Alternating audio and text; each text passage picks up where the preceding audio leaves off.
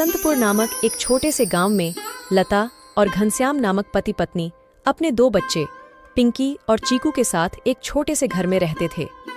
घनश्याम सेठ धनीराम के यहाँ खेतों में मजदूरी का काम करता था और लता गांव के एक बंगले और साफ सफाई का काम करती थीं। दोनों पति पत्नी खूब मेहनत और मशक्कत करके अपने और अपने बच्चों का पेट भरते थे।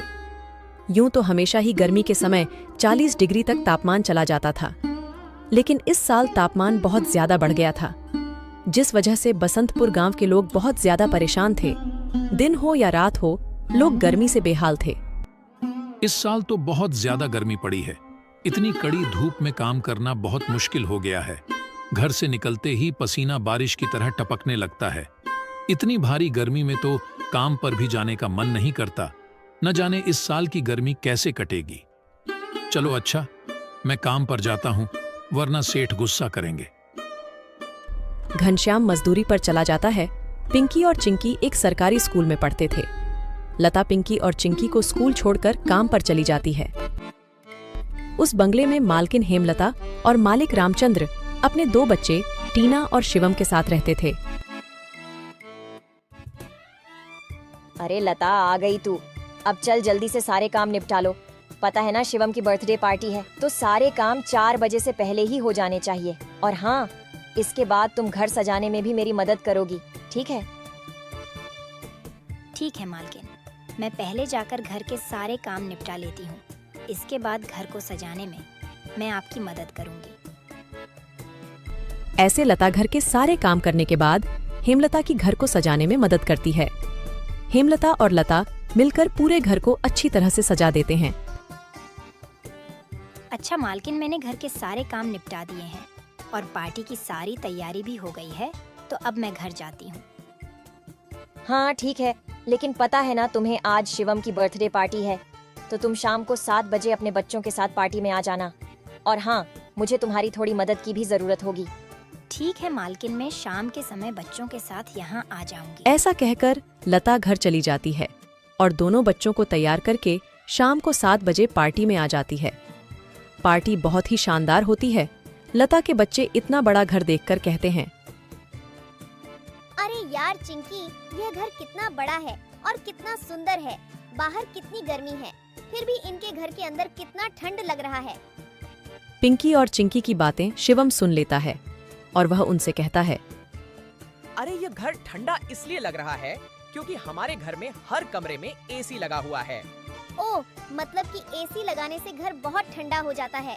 दीदी, हम भी अपने पिताजी को अपने घर में एसी लगाने के लिए बोलते हैं ना, हमारे घर में भी बहुत ठंडा लगेगा। चलो बच्चों, इधर आओ, केक काटने का टाइम हो गया है। जब केक काटने लगता है तो पिंकी और चिंकी एसी की ठंडी ठंडी हवा खाते खाते शिवम के कमरे की तरफ चले जाते हैं और शिवम के कमरे के बाहर खड़े होकर एसी की ठंडी ठंडी हवा का मजा लेने लगते हैं। एसी की ठंडी ठंडी हवा खाते खाते वह दोनों कमरे के अंदर चले जाते हैं। दीदी, यह कमरा तो सबसे ठंडा है, इसमें कितनी ठंडक है। और दीदी, यह देखो, यह बिस्तर कितना सुंदर है, बिल्कुल मखमल जैसा। दोनों बेड पर बैठ जाते हैं और ठंडी ठंडी हवा का आनंद लेने लगते हैं। देखते ही देखते 15 मिनट बीत जाते हैं और आराम करते करते कब दोनों की आंख लग जाती है, उन्हें पता ही नहीं चलता। इतने ही देर में अचानक से शिवम की बहन टीना कमरे में आ जाती है। वह पिंकी और चिंकी दोनों को शिवम की बेड पर लेटा देखकर जोर से भड़कती है। ये दोनों मेरे कमरे में क्या कर रहे हैं? माँ इधर आओ, देखो ये दोनों मेरे बेड पर क्या कर रहे हैं। टीना की आवाज सुनकर हेमलता कमरे में आती है। तुम दोनों अभी के अभी मेरे बेड से उठो। पिंकी और चिंकी हेमलता की आवाज सुनकर जग जाते हैं। लता भी हेमलता की आवाज सुनकर भागी भागी चली आती है। क्या हुआ मालकिन? आपकी बहुत जोर से नीचे आवाज आ रही थी। क्या हुआ? ये पूछ, क्या नहीं हुआ? ये देख नहीं रही तू? तेरे बच्चों ने अपने गंदे मेले बदबूदार कपड़ों से मेरा पूरा बेड गंदा कर दिया। तेरे बच्चों ने एसी देखा नहीं कि सोने चले मेरे बेड पे। हद होती है यार। मैं तो तेरे बच्चों को इसलिए बुलाया था कि इनका भी थोड़ा मन लग जाएगा। इन्होंने कभी ऐसी पार्टी लाइफ में देखी नहीं होगी, ये भी देख लेंगे। पर ये तो अपनी औकात ही भूल गए। ये हमारा घर है, कोई धर्मशाला नहीं कि कोई भी भिखारी हमारे कमरे में आ जाएगा और आकर के सो जाएगा। तू अभी के अभी अपने बच्चों को लेकर निकल यहाँ से। और हाँ, कल से काम पर भी आने की जरूरत नहीं है। मालकिन ऐसा मत करो, मेरी बात तो सुनो। बच्चे नादान हैं। मैं वादा करती हूँ आगे से ऐसा दोबारा नहीं होगा। यह मेरी आखिरी भूल समझकर माफ कर दीजिए मालकिन। मुझे काम से मत निकालिए मालकिन। इस काम के सहारे तो मेरा घर चल रहा है। ये तेरी सर दर्द है। अब तू यहाँ पर काम नहीं कर सकती। अब तू अपने बच्चों को ले और यहाँ से निकाल। हेमलता लता और उसके बच्चों को घर से बाहर निकाल देती है और आगे से काम पर आने को भी मना कर देती है। अब लता के पास कोई काम नहीं था। घर का सारा भार अब घनश्याम के कंधों पर आ गया था। हे भगवान, आज तो खाना बनाने के लिए आटा भी नहीं है। अब मैं आटा कहाँ से लाऊं? मेरे पास तो अब और पैसे भी नहीं है। और जो तनख्वाह घनश्याम जी को मिली थी वह सब घर खर्चे में खत्म हो गए। मेरा क्या है, मैं तो पानी पीकर भी सो जाऊंगी, पर बच्चों को क्या? भूखे पेट इन्हें नींद कैसे आएगी? आ गए आप। घर में राशन खत्म हो गया है। आज खाने में कुछ नहीं बना है। कोई बात नहीं, खाना आज मैं अपने साथ लेकर आया हूँ। सेठ जी के यहाँ पर आज दावत थी तो उन्होंने कुछ खाना बच्चों के लिए भी भिजवा दिया है। ऐसे उस रात तो वह सभी खाना खाकर सो जाते हैं। अगली सुबह लता फिर से अपनी मालकिन हेमलता के घर जाती है और उससे थोड़े पैसे उधार मांगती है। मालकिन, मेरे घर में खाने के लिए एक अनाज का दाना भी नहीं है। कृपया आप मुझे थोड़े से पैसे उधार दे दीजिए। तुझे देने के लिए मेरे पास कोई पैसे वैसे नहीं है। मैंने तुझे पहले ही काम से निकाल दिया था, फिर तेरी यहाँ आने की हिम्मत कैसे हुई? जा निकल यहाँ से और आइंदा यहाँ पर अपनी शक्ल मत दिखाइयो। हेमलता की कड़वी बातें सुनकर लता घर वापस जाने लगती है। तभी उसे रास्ते में एक पोस्टर दिखाई देता है। उस पोस्टर को देखकर लता वहीं रुक जाती है। पकोड़े बनाने वाले की जरूरत है। अधिक जानकारी के लिए इस दिए गए नंबर पर कॉल करें। पकोड़े बनाने तो मुझे आता है। अगर यहाँ मेरी नौकरी लग जाए तो घर का खर्च चलाने के लिए कुछ पैसे आ जाएंगे। ऐसा सोचकर लता उस पते पर पहुंच जाती है।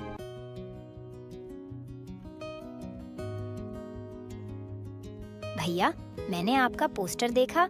आपको किसी पकोड़े बनाने वाले की जरूरत है? हाँ, जरूर तो है। तुम पकोड़ा बना लोगी। क्या तुम्हें पकोड़े बनाने आते हैं? हाँ, सब मुझे कई तरह के पकोड़े बनाने आते हैं, जैसे मिर्च का पकोड़ा, पालक का पकोड़ा, पनीर का पकोड़ा और भी कई प्रकार के पकोड़े मुझे बनाने आते हैं। तो ठीक है, तुम आज से ही काम पर लग सकती हो। ऐसे लता पकोड़े बनाने वाले के साथ काम पर लग जाती है और ग्राहकों को पकोड़े सर्व करने लगती है। ऐसे ही शाम हो जाती है और रमेश के सारे पकोड़े बिक जाते हैं। चलो, आज तो सारे पकोड़े बिक गए। आज तो तुमने पकोड़े सिर्फ सर्वे किए हैं, लेकिन कल से तुम्हें पकोड़े बनाने भी होंगे।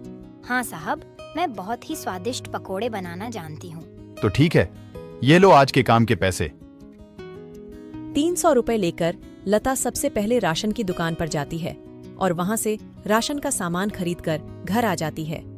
घर पहुंचकर लता सबसे पहले बच्चों के लिए खाना बनाती है और उनको परोसती है। चिंकी, पिंकी, आ जाओ खाना खा लो। इतने में घनश्याम भी वहां आ जाता है और लता घनश्याम को अपने नए काम के बारे में बताती है। इस तरह सारे मिलकर खुशी खुशी खाना खाते हैं। अगली सुबह लता बच्चों को स्कूल छोड़कर वापस काम पर चली जाती है। दुकान पर पहुंचकर लता पकोड़े बनाती है। लता के बने हुए पकोड़े ग्राहकों को बहुत पसंद आते हैं। लता के बने हुए पकोड़े खाकर ग्राहक पकोड़े की बहुत तारीफ करते हैं।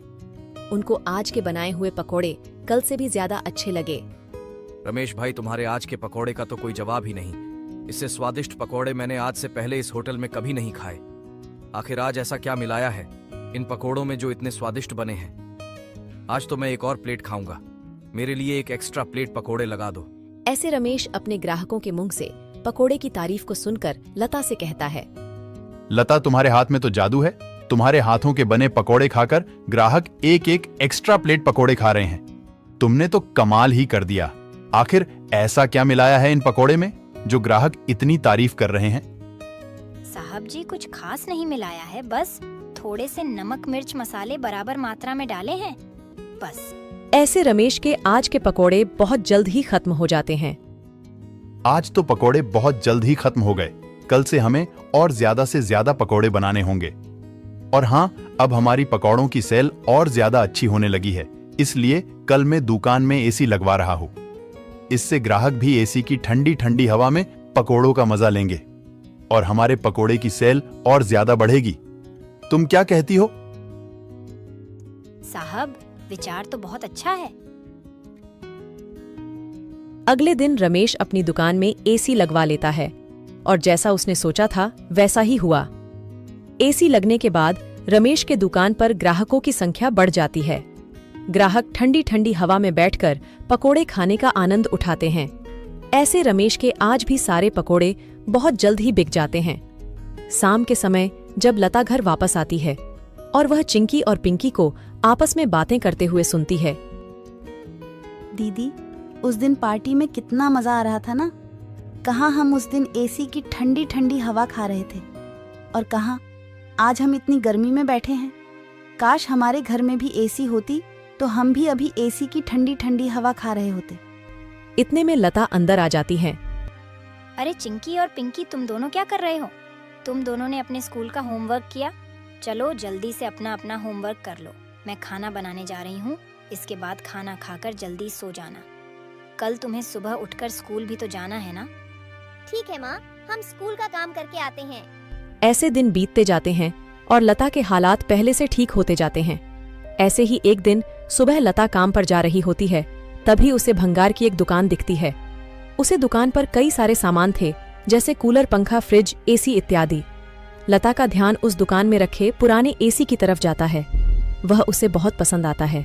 वह उस दुकानदार से बोलती है, भैया, ये एसी का क्या दाम है? मात्र 10,000 रुपए की है। 10,000? ये तो बहुत ज्यादा है। ज्यादा नहीं, ये तो बहुत कम है। ये सेकंड हैंड एसी है। अगर नई एसी खरीदने जाओगी तो 30,000 से कम की नहीं आएगी। अच्छा ठीक है, पर ये सही से तो चलती है ना? हाँ, बिल्कुल सही से चलती है। अगर 6 महीने से पहले ये एसी बंद हो जाती है तो इसकी सारी रिपेयरिंग की सर्विस बिल्कुल फ्री होगी। ठीक है, लेकिन इसका सही सही दाम लगाओ। मैं इसके 8,000 दूंगी।